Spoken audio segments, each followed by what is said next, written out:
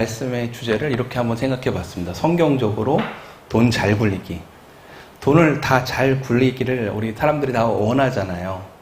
그리고 사실 우리가 자녀들한테 돈을 줄 때에도 또 이런 것들을 줄 때에도 자녀들이 그것을 가지고 축복을 받기 원하기 때문에 사실 부모 마음이 다 우리가 돈을 주는 이유도 그런 축복의 마음을 주려고 하는 것입니다. 그죠? 그래서 사실은 하나님께서 우리에게 주시는 재물도 근본적으로는 우리 에덴 동산에서부터 우리의 모든 재물들을 허락하신 이유는 하나님의 우리를 사랑하시기 때문입니다. 그리고 우리를 축복하기 원하시기 때문에 이 재물들을 허락하신 것입니다. 근데 오늘 예수님께서 오늘 그 재물을 우리가 어떻게 써야 될지에 대해서 비유를 가지고 설명을 해주십니다. 잘 아시겠지만 요 바로 전에 세 가지의 비유는 모두 잃어버린 한 영혼을 얼마나 하나님께서 귀하게 여기시는지에 대해서 얘기를 하고 있습니다. 사실 엄밀하게 치면 이 두 가지 비유에는 연결점이 있습니다. 하나님께서 얼마나 한 영혼을 사랑하시는지를 특별히 우리에게 주신 재정을 통해서 우리가 어떻게 사용할지에 대해서 말씀을 하시고 있어요. 저희가 처음에 중고등부에서 연초에 1월에 저희가 제가 이거 틀었죠 안에 그 설문조사를 했습니다. 설문조사는 여러 가지가 있었어요. 이제 우리 각자가 믿음의 어느 정도 위치에 있는가도 하고 또 각자가 개인적으로 생각하는 가장 중요한 목표가 무엇인지에 대한 설문도 했었는데요. 참 재밌는 거는 많은 대다수의 우리 중고등부 친구들이 돈을 많이 버는 거가 인생의 가장 중요한 목표라고. 오해하지 마세요. 거기에는 하나님을 온전히 섬겨서 신령한 사람으로 이런 여러 가지 목표들도 제시되어 있었습니다. 그런데 특별히 다들 의외로 많은 친구들이 돈을 많이 버는 것이 목표라고 했어요. 제가 이제 그것을 보면서 그만큼 우리 아이들, 우리 청년들, 우리 젊은 세대들이 돈에 민감하구나. 돈이 어떤 힘을 가지고 있는지, 돈이 자기들한테 어떤 위치를 허락하는지를 잘 알고 있다는 생각이 들었어요. 근데 이제 돈에 대해서 그래서 특별히 3주간에 걸쳐서 시리즈로 계속 말씀을 전했고 그 중에 한 주는 특강으로 저번에 여러분들이 보셨던 그 우리 코엑스에서 한국무역협회 이제 CEO 분을 모셨던 이유도 바로 그런 것들을 위해서 했었던 것입니다. 오늘 말씀 보면요. 한 부자가 자기 직원을 이제 해고하는 데서 시작이 됩니다. 그죠? 해고를 했어요. 그 해고를 한 이유가 자기 부자가 자기 재산을 낭비하고 있다는 얘기를 들은 겁니다. 원래 중동 문화에서는 그게 오더라도 저 사람이 뭘 잘못하고 있습니다. 근데 그냥 해고하는 것이 아니라 일반적으로 소명할 수 있는 기회를 준다고 얘기를 해요. 그 당시의 중동 문화에서는. 근데 1절 말을 못하고 주인의 말을 받아들였다는 건 이 사람이 정말로 낭비를 하고 있었던 것 같아요. 그래서 해고 통보를 하니까 이제 얘기를 하죠. 노동직으로 전환하기도 어렵고 빌어먹기도 어렵고 그러니까 생각을 해서 꾀를 내서 부자에게 빚지고 있던 사람들을 다 부릅니다. 다 불러요. 그래가지고 남의 건데 자기 게 아니잖아요. 남의 재산 가지고 주인 재산 가지고 선심을 쓰기 시작합니다. 그래가지고 이 선심 쓴 양이 이제 여기서 이제 쭉 나오면은 기름 100말에 50이라 쓰고 밀 100석에 80이라 쓰라고 했는데 대략 이 비용이 얼마인지 우리가 감으로 잘 못 잡잖아요. 학자들이 생각할 때 대충 한 500데나리온씩 탕감해 줬다고 합니다. 1데나리온이 하루의 노동자 품삯이니까 대략 한 수천만 원 정도를 남의 돈으로 그냥 얼마나 좋습니까? 정말 좋아하는지 모르겠지만 그냥 선심을 써버린 거예요. 근데 더 이해가 안 되는 건 그리고 나서 주인이 이것을 보고 옳지 않은 청지기가 이를 지혜롭게 하여서 칭찬했다고 합니다. 사실 두 가지 생각해 볼 수 있는데요. 이 탕감받은 사람들이 얼마나 좋았겠어요. 하루 얼마도 아니고 수천만 원을 탕감받았으니까 너무너무 행복했을 것 같고 이 청지기가 내가 탕감해 주는 거야 주인이 탕감하라는 말을 안 했어 이런 얘기를 하지는 않았을 거 아니에요. 당연히 주인이 탕감해 줬다고 생각을 했겠죠. 그러니까 얼마나 주인을 더 좋아했겠습니까? 너무너무 자비로운 건물주시다. 우리 세상 말로 얘기하면 이렇게 얘기하실 수도 있고 대기업도요, 그 기부금을 내요. 대기업이 뭐 돈을 안 벌려고 기부금을 내는 게 아닙니다. 기부금을 내고 사회복지 사업을 하고 이런 모든 재단을 하는 이유 중에 하나가 기업의 이미지를 쇄신하기 위해서 그 많은 돈을 쏟아붓잖아요. 대기업 입장에서는 많은 돈이 아닌 거예요. 이분도 어마어마한 부자셨을 것 같아요. 이 사람은 좋은 탕감을 줬다고 줬지만 어쩌면 부자 입장에서는 그렇게 큰 돈은 아니었을 수도 있습니다. 근데 부자가 본 거는 어쨌든 그로 말미암아 부자가 칭찬을 듣게 한 거죠. 그러니까 일을 참 교활한데 똑똑하다고 생각한 것 같아요. 그래서 칭찬을 했고 예수님이 그 뒤에 말씀으로 뭐라고 얘기하시냐 하면 이 옳지 않은 청지기가 이를 지혜롭게 했으로 칭찬하였으니 이 세대의 아들들이 자기 시대에 있어서는 빛의 아들들보다 지혜롭다고 하는 겁니다. 뭐를 할 때 지혜롭다고요? 돈을 다룰 때. 돈을 어떻게 써야 될지에 대해서 더 머리가 팽팽 돌아간다고 얘기를 우리 세상 말로 표현하면 그렇게 얘기를 하시는 거죠. 그래서 부자의 정확한 동기를 우리가 유추해 볼 수는 없지만 대부분 그때는 일반 우리가 지는 대금보다 더 많은 빚을 지웠다라고 해요. 보통 그 당시에. 주인 입장에서는 그렇게 손해보지 않으면서도 사람들의 호의를 얻었던 거죠. 그래서 아마 칭찬하지 않았을까 하고 많은 분들이 얘기를 합니다. 제가 여기서 이제 얘기하고 싶은 거는 예수님이 왜 이 비유를 드셨을까 하는 것입니다. 예수님이 처음에 이 재물을 얘기하시려고 이 비유를 드셨는데 그러면 우리가 어떻게 재물을 사용해야 될지에 대해서 얘기를 하시는 거죠. 재물만은 아닙니다. 엄밀하게 치면 돈은 우리 아주 일부에 포함되는 거죠. 돈을 벌기 위해서는 우리가 시간을 써야 되고요. 에너지를 써야 되고요. 직장과 노동을 다녀야만 벌 수 있는 것들입니다. 사실은 우리 삶의 모든 영역들이 사실은 다 포함된 걸 수도 있고 그걸 흔히 얘기하는 달란트라고도 얘기할 수가 있겠어요. 우리가 얘기하는 모든 우리가 써야 되는 달란트들을 어떻게 쓸 것인가, 어떻게 써야 하나님께서 기뻐하실 것인가를 예수님이 얘기하시기 위해서 9절 말씀을 드시는 겁니다. 9절 말씀에 뭐라고 하시는지 같이 읽어볼까요? 시작. 내가 너희에게 말하노니 불의의 제물로 친구를 사귀라. 그리하면 없어질 때에 저희가 영원한 처소로 너희를 영접하리라. 봐라. 이 세상의 사람도 불의한 재물, 당시 불의한 재물이라고 하는 일종의 속어였습니다. 맘몬이라고도 표현이 되어 있는데요. 원래 헬라어로는. 근데 이제 그것은 그 당시에 많이 쓰이던 일반적으로 사람들이 돈을 쓸 때 얘기하는 단어였어요. 근데 이제 쉽게 얘기하면 돈인 거죠. 봐라. 이 사람도 돈으로 자기 살 길을 위해서 친구를 만들고 그래서 결국은 주인 입장에서는 똑똑한 일을 해서 주인도 호의를 얻게 하고 자기도 살 길을 만들지 않느냐. 그러면 너희는 내가 준 재물을 가지고 마찬가지로 친구를 만들려고 하는 겁니다. 그런데 여기서 친구가 어디에서 영접할지가 좀 다릅니다. 분명히 얘기하시죠. 그리하면 재물이 없어질 때 이 종은 분명히 주인이 해고하는 때가 있었습니다. 예수님은 재물이 없어질 때를 언제라고 얘기하실까요? 우리가 죽을 때가 포함되겠죠. 우리가 죽을 때 토큰 한 장도, 토큰 하나도 가지고 천국에 가지는 못합니다. 여러분이 아무리 많은 주식이나 부동산이나 토지나 재산을 가지고 있어도 죄송하지만 안타깝지만 그게 천국에는 가지 못합니다. 우리 사실은 그걸로 가지는 않아요. 그렇죠? 가지고 갈 수도 없습니다. 단 한 장도 우리 관에 같이 들어가지가 않아요. 물론 집어넣긴 합니다만 어떤 분들은.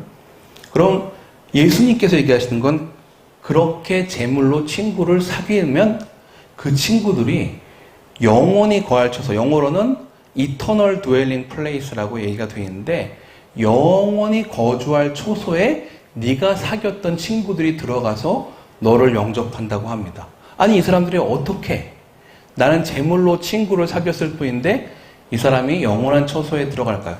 성경 전체를 보더라도 사람이 영원히 거할 처소에 들어갈 수 있는 길은 오직 하나뿐입니다.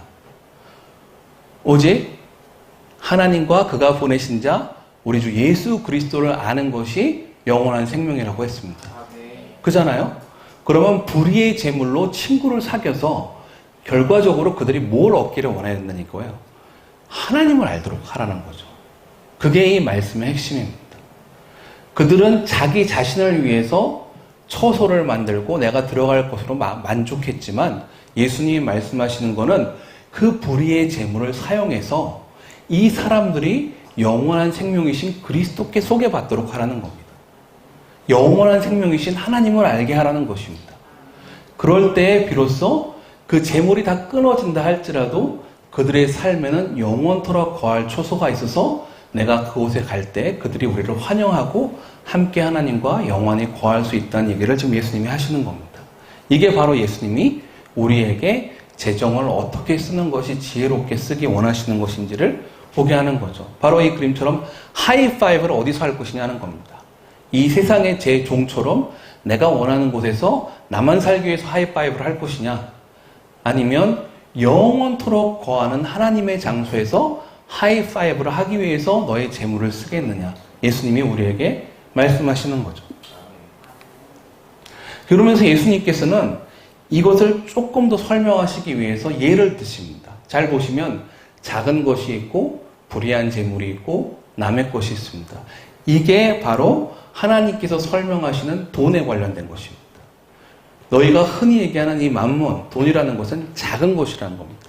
우리는 큰 것으로 보기가 쉽죠. 돈이 작아 보이지 않죠. 돈이 커 보이고 세상 사람들 모두가 사실 돈을 크게 봅니다. 그리고 돈이 있는 사람은 큰 사람, 돈이 없는 사람은 작은 사람 보기가 참 쉬운 게 우리의 마음입니다. 그런데 하나님 보시기엔 돈은 작은 것이라는 겁니다. 그리고 그 이름을 불의한 재물이라고 예수님은 표현하십니다. 여기에는 영원한 속성도 없고 의로운 속성도 없습니다. 성령의 열매 가운데 나타나는 사랑과 인내와 온유와 겸손과 절제와 자비와 양성과 충성, 모든 것들은 이 돈 자체에는 있지 않습니다. 그것은 불의한 것이에요. 어떠한 영적 속성도 없습니다. 하나님이 기뻐하실 만한 받을 만한 것이 없습니다. 남의 것이에요. 그나마 그것조차도 내 것이 아닙니다. 하나님이 허락하셔서 내 삶에 주어진 재정일 뿐이지 내 어떠한 것도 내가 아무리 능력이 있어가지고 많이 벌었다고 생각을 하겠지만 예수님께서는 하나님을 통해서 이미 구약 때 내가 네게 재물 얻을 능을 주셨다라는 말씀을 이스라엘 백성들에게 주신 적이 있습니다. 재물 얻을 능은 내가 가진 것 같지만 사실 그 능조차도, 재능조차도 다 사실은 하나님이 허락하셨기에 가진 것입니다. 이 세 가지를 얘기하십니다. 그러면 하나님이 우리에게 약속하시는 더 다가올 큰 것은 뭐예요? 큰 것입니다. 참된 것이고 나의 것을 하나님께서 약속하십니다. 말 그대로 영원한 생명이고 우리가 영원한 초소에 가서 하나님과 그 친구들과 함께 누릴 것입니다. 그런데 여기서 반전이 있습니다. 바로 작은 것과 불의한 재물과 남의 것, 지금 내 세상에서 나에게 허락하신 불의하고 작아 보이며 남의 것인 이 돈조차도, 돈이라고 아마 얘기를 표현하겠습니다. 한정되어 있긴 하지만 돈조차도 하나님의 뜻에 충성되게 사용하지 않으면 어떻게 니들에게 큰 것과 참된 것과 나의 것을 맡길 수 있겠냐고 합니다. 충성이라는 말을 우리는 조금 오해할 수 있어요. 아, 재정을 잘 사용해야 되니까 잘 다루고 꼼꼼히 쓰고 절약하고 이런 게 충성된 거 아닌가? 그랬으면은 누가복음에 조금 전에 나오는 어리석은 부자의 비유에서의 그 부자는 사실 충성된 사람입니다. 잘 생각해 보십시오. 그가 어떻게 재정을 관리했습니까? 너무너무 열심히 관리해서 큰 돈을 벌었습니다. 누가 그의 열심을 가지고 손가락질 하겠습니까? 세상 사람들 중에. 그는 거기서 멈추지 않았습니다. 결코 자기가 현재 있는 위치에 만족하는 사람이 아니었어요. 그는 리스크 테이커, 위험을 감수할 줄 아는 사람이었습니다. 그 상황에서도, 충분히 만족한 상황에서도 재투자를 합니다. 그래서 내가 창고를 더 크게 져야겠다. 결코 자기의 삶에 만족하지 않고 여전히 거기서 투자를 하고 크게 지어서 자기의 재화를 불릴 수 있는, 말 그대로 세상 말로 표현하지 말고 성경 말씀대로 천사같이 돈을 굴린다고 말할 수 없는데 왜 참 귀신같이 잘한다 이런 얘기 하잖아요. 정말로 그렇게 돈을 잘 굴리는 사람이었어요. 그 사람이 충성된 사람이라 하죠. 아니요, 예수님이 말씀하시는 그게 충성이라고 얘기하시는 것이 아니에요.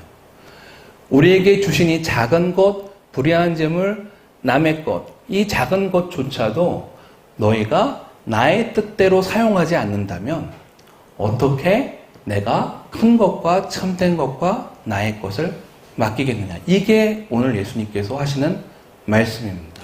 단순히 돈을 잘 부리는 것이 충성된 것이었다면, 그랬다면 어리석은 부자가 충성된 사람이었어야죠. 그러나 그에 대한 표현을 예수님께서는 어리석다라고 얘기를 하고 있습니다. 그가 어리석었던 이유는 사실 하나뿐입니다. 그는 그 재화가 하나님의 것인 것을 몰랐습니다. 다 자기 것이라고 생각했어요. 주인의식이 하나님께 있지 않았습니다. 그러니 사용도 나를 위해서 했지 하나님을 위해서 하지 않는 것이죠. 죄송합니다. 그래서 오늘 예수님께서 우리에게 재화를 어떻게 사용할지 얘기하십니다. 여기서 조금 이제 좀 다시 처음으로 좀 돌아가 보겠습니다. 왜냐하면 얼핏 이렇게 느껴지면 저희 가운데 좀 부담이 있을 수 있어요. 마치 나에게 주신 재화는 다 하나님을 위해 써야 되나 보다. 아니죠. 재화의 첫 번째 목적은 그게 아닙니다. 재화의 첫 번째 목적은 우리를 축복하시기 위함입니다. 우리가 무언가 작은 선물이나 돈이든 무엇이든 우리 자녀한테 줄 때 너 이거 꼭 얘를 위해 써야 돼 이러면서 주는 아빠는 없습니다. 아니에요. 그게 아버지 마음이 아닙니다. 아버지 마음은 줄 때 얘가 잘 먹길 바랍니다. 그러므로 하나님께서는 우리가 우리에게 허락된 삶 안에서 잘 벌기 원하고 잘 쓰기 원하고 그로 말미암아 축복을 받기 원하시는 것이 원래 하나님 마음입니다. 아멘? 그러니까 우리가 열심히 해서 부유한 삶을 사는 것 자체는 축복하고 감사할 일이지 그걸로 말미암아 죄스러워할 일은 아닌 것입니다. 다만 어디서 죄가 생겨납니까? 그게 내 것이라고 생각할 때 죄가 생겨납니다. 그게 내 것이고 내가 그것으로 말미암아 돈을 우상화하기 시작할 때 돈을 사랑하는 것이 일만하게 뿌리가 되나니 많은 사람들이 믿음을 떠나서 많은 근심으로써 자기를 찔렀다고 하신 말씀의 가장 근본은 어디서 나왔습니까? 얘가 내 것이라고 생각한 순간 나와 돈은 일치화됩니다. 그리고 모든 인생의 목적이 내가 돈을 많이 벌어서 어리석은 부자처럼 열심히 살아야지 거기서 끝나버립니다. 아닙니다. 하나님하고의 연결점이 항상 있어야 됩니다. 우리가 재정을 생각할 때는 주님께 항상 감사할 수 있어야 되고 그러나 또한 하나님은 나를 그렇게 사랑하셨는데 내 주변에 사랑하는 사람들을 위해서 그러나 아직 하나님의 사랑을 알지 못하는 사람들을 위해서 그 재화를 쓰기를 아주 기뻐하신다는 것입니다. 그래서 가급적이면 내가 너에게 허락해준 이 재화를 가지고 친구를 만들으려 하는 겁니다. 돈 자체가 친구를 구원하지 못해요. 그러나 그 재물이 쓰여져서 그리스도께 가는 통로로 축복의 통로로 다리로 사용되어질 수 있다면 우리는 생각보다 훨씬 더 큰 기쁨을 맛보게 될 것이라는 것입니다. 아멘? 그러면 주인은 오직 하나라는 걸 알아야 됩니다. 돈의 가장 중요한 출발점은 주인이 하나님이시라는 것입니다. 내 재정도. 그리고 왜 나를 주셨어요? 날 사랑하니까 주신 것입니다. 그러면 내가 하나님을 사랑할 때 자연스럽게 내가 쓰여지는 다른 사람들에게 쓰여지는 것도 하나님이 기뻐하신 대로 쓰여질 것입니다. 그게 가능할까요? 왜냐하면 그 젊은 관원이 부자가 와서 예수님을 때 왔습니다. 어떻게 해야 영원한 생명을 얻을 수 있겠습니까? 했는데 결국은 못 갖고 돌아갔잖아요. 다시 너에게 말하니 낙타가 바늘기로 들어가는 것이 부자가 하나님 나라에 들어가는 것보다 쉬우다고 합니다. 그 정도로 어렵다는 거예요. 한 번 돈의 마음에 묶이면 쉽게 빠져나오기가 어렵다는 겁니다. 더구나 예수님 안 믿는 사람은 더더욱 그렇다는 거죠. 제자들이 듣고 몹시 놀라 이르되 그럼 누가 구원을 얻을 수 있겠습니까? 예수께서 그들을 보시며 이르시되 사람으로는 할 수 없다. 이게 참 너무 놀라운 말씀인 것 같습니다. 우리는 내가 돈 컨트롤할 수 있어. 내가 돈 적절하게 잘 관리할 수 있어. 아니요. 예수님은 아주 칼같이 얘기하십니다. 칼이라고 표현하면 안 되고 뭐라고 아주 분명하게 얘기하십니다. 사람으로서는 할 수 없다는 겁니다.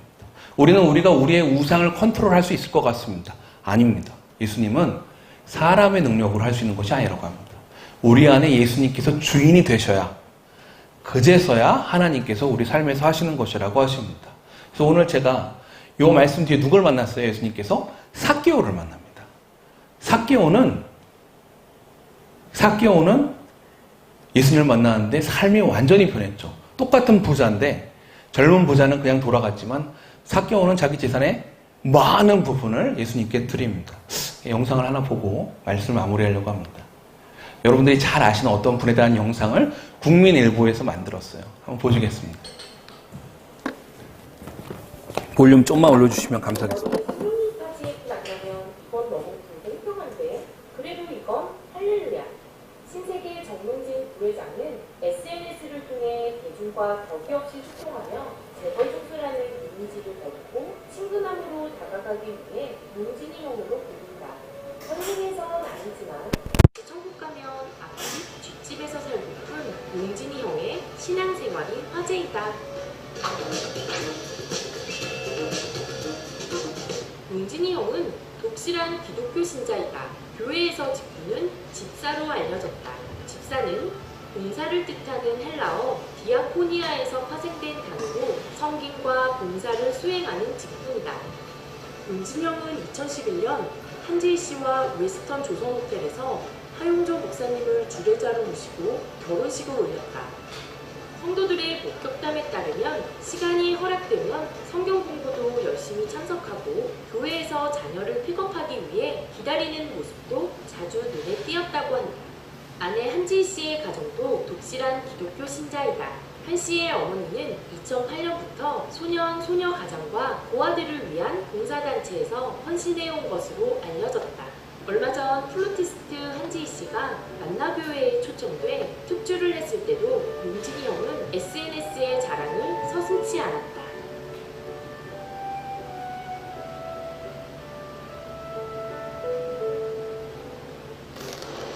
재벌그룹 총수들의 종교도 우리와 다르지 않지만 그렇다고 대중들에게 자신의 종교 활동을 잘 드러내지 않는다. 그러나 용진이 형은 다르다. 용진이 형은 예배나 집회에 다녀온 인증샷을 올리며 신앙생활을 서슴없이 드러낸다. 지난해 6월에는 박브라이언 목사가 이끄는 저스트 지저스 집회 가서 은혜 받았다는 글귀를 올려 화제가 됐다. 이 게시물에는 1만 5천 개의 하트가 달렸고 또 11월에는 코엑스에서 국내 최초로 개최된 한미 다음 세대 컨퍼런스 빌드업 코리아 2030에도 참석해 예배를 드렸다. 빌드업 코리아는 한국과 미국의 다음 세대 연합과 올바른 역사학과 국가 간의 교육하는 그런 컨퍼런스였는데요. 이번에 정용진 회장님께서 그 자리를 많이 축복해 주시고 또 물질적으로 재정적으로도 많은 후원과 도움을 주셨다고 알고 있어요.